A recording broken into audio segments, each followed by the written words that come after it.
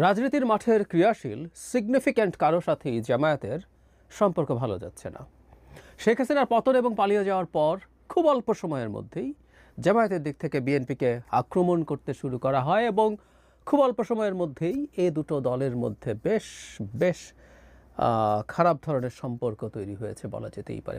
পরস্পরকে বিভিন্ন রকমভাবে শুধুমাত্র মৌখিক আক্রমণ না, বিভিন্ন জায়গায় তাদের সংগঠনের লোকজনের মধ্যে সমস্যা দেখা গেছে। কিন্তু সাম্প্রতিক সময়ে একটা সংগঠনের সাথে, একটা দলের সাথে সমস্যা হলো এনসিপির সাথে, যেটা তাদের মধ্যে বেশ ভালো সম্পর্ক ছিল বলে দেখা গেছে। আমরা বহু ক্ষেত্রে দেখেছি যেখানে বিএনপি এনসিপির বিরোধিতা করছে, জামায়াত এনসিপির মতকে সমর্থন করছে। চুপ্পুকে সরানো, যখন প্রক্লেমেশনের আলোচনা আসলো, এরকম আরও বেশ কিছু ইস্যু আছে। জামায়াত একদম বেশ কাছাকাছি ছিল এনসিপির। সংস্কারের দাবির অনেকগুলোর ক্ষেত্রে তাদের অবস্থান সেরকম ছিল। কিন্তু প্রশ্ন হচ্ছে, সাম্প্রতিক সময় তাদের সম্পর্কটা এত খারাপ হলো কেন, এবং এই সম্পর্কটা কি আর ভালো হতে পারে, এবং জামায়াতের তাহলে রাজনৈতিক মিত্র কারা হবে? এসব প্রশ্ন আমাদের সামনে হাজির হয়েছে। ঘটনাটা হলো শাহবাগে যে জামায়াত হয়েছে, যেটাকে গণজাগরণ মঞ্চ 2 বা শাহবাগ 2 বলছেন কেউ কেউ। জামায়াত ইসলামী একবার তাদের বিরুদ্ধে হওয়া এই জায়গাটাকে টার্গেট করে তারা এখানে একটা মোটা দাগের সমাবেশ করেছেন। এখানকারই 2-3টা ইস্যু নিয়ে। একটা হচ্ছে জাতীয় সঙ্গীত গাওয়া বাধা এসছে।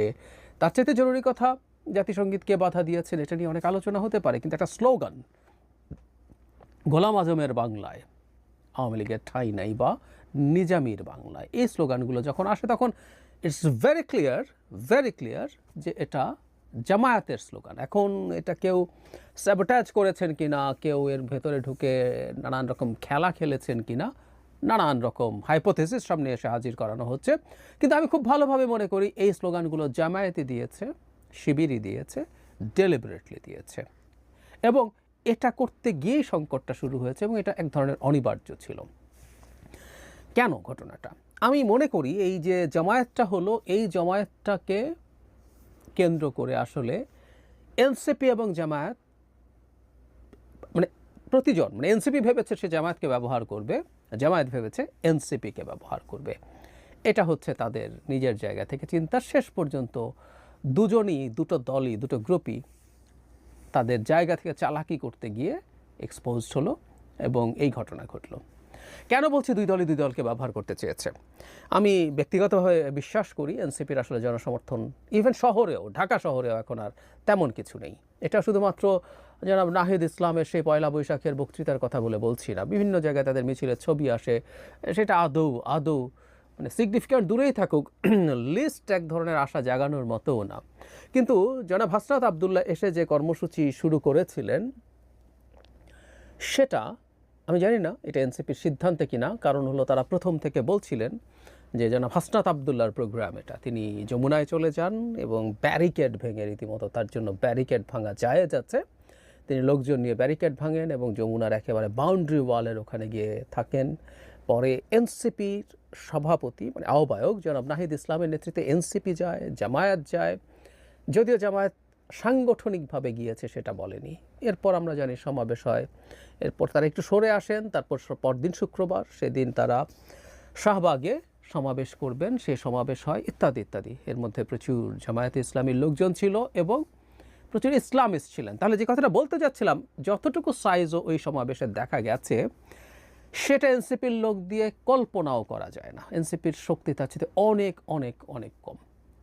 এতে যেটা আমরা বুঝবো, এনসিপি আসলে চেয়েছে তাহলে, বা হাসনাত আবদুল্লাহ যেভাবেই বলুক, এগুলো টেকনিক্যালিটিস, কিন্তু শেষ পর্যন্ত NCP was very much aligned to this program, এবং এনসিপি তো আওয়ামী লীগ নিষিদ্ধ করার কথা বলছিলই। তারা ভেবেছে জামায়াত আসবে, জামায়াতের এই সংখ্যাটা তারা দেখাবেন, তার এবং এটার ক্রেডিটটা দিনের শেষে এনসিপির কাছে যাবে। এর সাথে অন্য ইসলামিস্টরা আসলো, কারণ জামায়াত যদি খুবই খারাপ হতো আওয়ামী লীগ নিষিদ্ধ করার দাবিতে, এটা খুবই মর্মান্তিক দেখাতো। কিন্তু মোটামুটি তাদের সম্মান রক্ষা হয়েছে, মুখ রক্ষা হয়েছে, এভাবে বলতে পারি। কিন্তু এখন ঘটনা যেটা দাঁড়ালো, জামায়াত এখানে লোক সাপ্লাই দিয়েছে, তাদের লোকজন গেছে।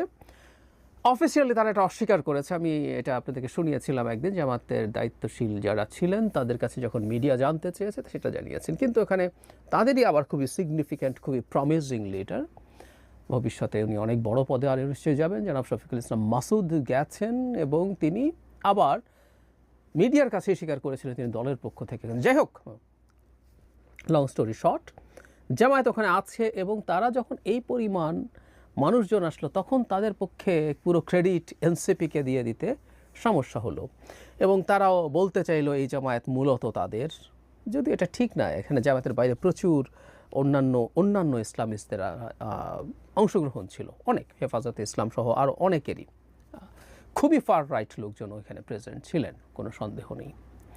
ফলে যেটা দাঁড়ালো, তারা আসলে তাদের অবস্থান জানান দিতে চেয়েছেন এবং এত বড় একটা জায়গা হলো, এবং আমি বলছি এই কথাটা, তাদের তো একটা ট্রমা আছে। আগের গণজাগরণ মঞ্চ তাদের নেতাদের জন্য কি করেছিল এবং সেই গণজাগরণ মঞ্চের মাধ্যমে অবশ্যই তাদের নেতাদের বিরুদ্ধে বেশ অবিচার হয়েছে, অন্যায় হয়েছে।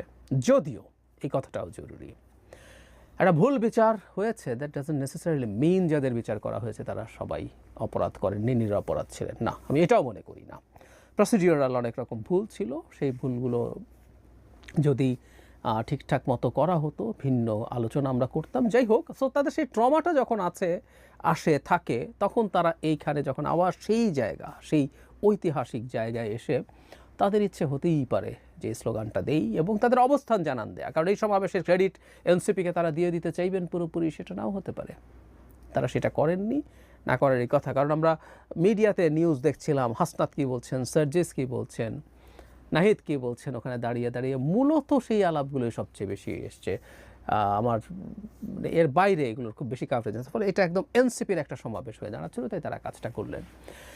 এখন ডিজাস্টার বেঁধে গেল যে এই সমাবেশে যখন গোলাম আজমের বাংলায় আলাপ আসলো, মানে গোলাম আজমের বাংলা, মানে গোলাম আজম পূর্ব পাকিস্তানি চেয়েছিলেন বা জামায়াতও চেয়েছিল, তাদের আবার বাংলা ছিল, এটাও খুব হাস্যকর। যাই হোক, যখন এই আলাপটা আসলো এটার মারাত্মক রিয়াকশন চারদিকে শুরু হয়েছে। মানে এটা এনসিপিকে বুঝতে হবে। এর আগেও তারা একবার এই কাজটা করেছিলেন, উইচ আই অ্যাপ্রিসিয়েটেড, আপনাদের মনে থাকতে পারে, আমি একটা ভিডিও করেছিলাম এটা নিয়ে।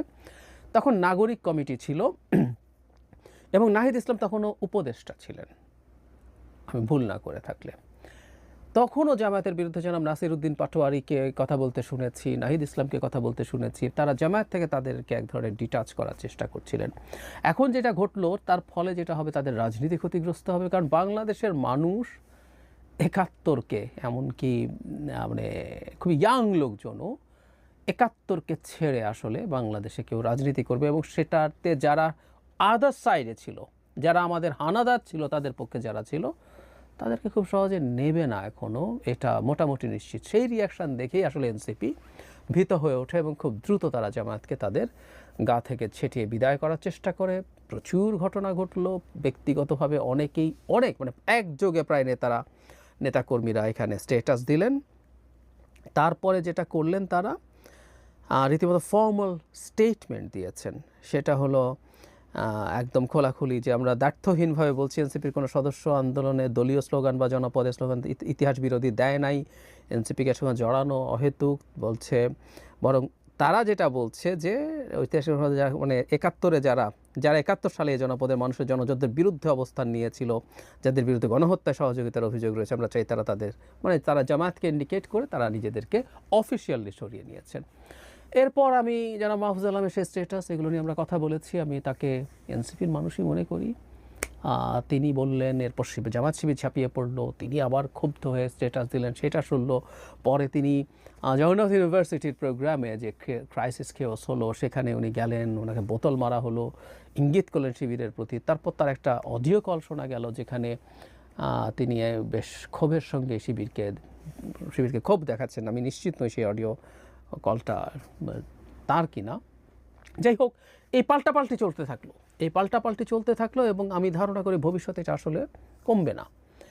এখন সমস্যাটা কি, মানে জামায়াত আবার তাহলে চেয়েছিল কেন জামায়াত তো নিজেও এই ধরনের একটা অ্যারেঞ্জমেন্ট করতে পারতো। জামায়াত আবার ওই যে বলছিলাম এনসিপিকে ইউজ করতে চেয়েছিল। সে চেয়েছিল জামায়াতের কোনো নেতাকে চাইলেই ব্যারিকেড ভেঙে ডক্টর ইউনূসের বাড়ির কাছে যেতে পারতেন, শফিকুল ইসলাম মাসুদ গেছেন, পারতেন? আমি মনে করি না। বা শিবিরের যদি ছাত্রের কথা বলি, সাদিক কায়েম খুবই গুরুত্বপূর্ণ রোল প্লে করেছেন এই মুভমেন্টে, তাকেও কি যেতে দেওয়া হতো? সম্ভবত না। তাহলে তারা মনে করলেন এনসিপিকে দিয়ে এটা যাওয়া এবং বসাটুকু করি, যাতে তারা তাদের এই আক্রমণের শিকার না হন শুরুতেই, তারা কাজটা অর্গানাইজ করে করতে পারেন, এবং জামায়াত আবার নিজ নামেও যাতে করতে না হয়, না জামায়াতের উপর খুব বেশি আলো যাতে এসে না পড়ে, এটাও তাদের লক্ষ্য ছিল। কারণ আমি বলেছি রিসেন্ট সময় জামায়াত পশ্চিমাদের সাথে যথেষ্ট আলোচনা এবং তাদের সাথে ডিল করার চেষ্টা করছেন, এইগুলো ঘটছে। এখন সামনে যেটা হবে আমি মনে করি এনসিপি করতে বাধ্য হলো, কিন্তু এনসিপির সামনে বড় সংকট যেটা তৈরি হচ্ছে সেটা হচ্ছে যে প্রোগ্রাম করবে বাংলাদেশের রাজনৈতিক প্রোগ্রামে কত মানুষ হলো সেটা মানুষ দেখে, একটা নতুন দল বিশেষ করে, এবং ধারণা করা হয় প্রচুর ফাইন্যান্স তাদের আছে, বিভিন্ন বড় বড় শিল্পগোষ্ঠী তাদেরকে টাকা দেন। সেই দলটা যদি লোক না আনতে পারে তার কিন্তু রাজনীতি করা কঠিন হয়ে যাবে। জামায়াতের অ্যাবসেন্সে এটা তাদের জন্য বিরাট বিরাট ঝুঁকির প্রশ্ন। আমি জানি না তারা কি করবেন। এখন তারা কি এই ক্ষেত্রে তারা ইসলামিস্টদের সাথে আরও বেশি র্যাডিক্যাল ইসলামিস্টদের সাথে এই ব্যাপারে তারা কাজ করতে চাইবেন, সেক্ষেত্রে একটা বড় ঝুঁকির জায়গা হচ্ছে তারা যে একটা মধ্যপন্থী দল বলে নিজেদেরকে অলরেডি ঘোষণা করেছেন, খুবই র্যাডিক্যাল ইসলামিস্টদের সাথে তার জোট করা প্রবলেম্যাটিক হবে।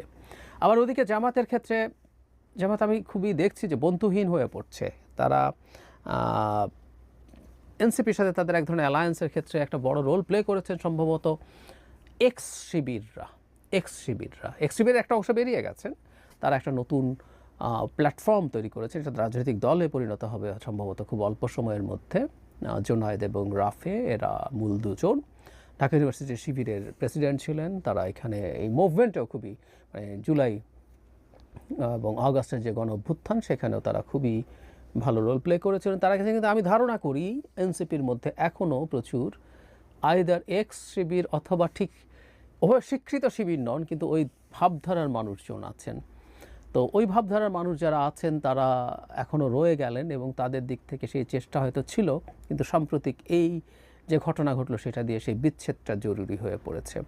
এখন শিবিরের ক্ষেত্রে যেটা প্রবলেমের কথা বলছি সেটা হলো তাদের এখন আরও তারা যদি এনসিপিকে তাদের সামনে রাখতে পারতেন, তাদের সাথে এক ধরনের শিথিল ধরনেরও জোটও রাখতে পারতেন, সেটা তাদের জন্য ভালো হতো। কারণ একটা সেন্ট্রিস্ট ফোর্সের সাথে তার অ্যালায়েন্স, আদারওয়াইজ তার অপশন আছে খুবই রাইটদের সাথে যাওয়া। হেফাজতে ইসলামের সাথে আলাপ করছেন, যদিও তাদের মধ্যে দীর্ঘকালীন বৈরী সম্পর্ক আছে, ইসলামী আন্দোলন বাংলাদেশ বৈরী সম্পর্ক আছে, তারপরও গেলে তাদেরকে আরও বেশি রাইটে যেতে হবে। সেটা আবার জামাতের যে ইউরোপ এবং আমেরিকার ক্ষেত্রে কিছু ক্ষেত্রে কিছু গ্রহণযোগ্যতা তৈরি আছে যে এরা ডেমোক্রেটিক পলিটিক্স পছন্দ করে এবং অত র্যাডিক্যাল না, সেটা আবার হ্যাম্পার্ড হয়। সো সব কিছু মিলে এই হচ্ছে পরিস্থিতি, এবং এটা আমাদের মাথায় রাখতে হবে বাংলাদেশের রাজনৈতিক পরিস্থিতি এখন বা সারা পৃথিবীরই এটা খুব বেশি স্টেবল কিছু না, এটা যেই জায়গায় থাকবে নট নেসেসারিলি।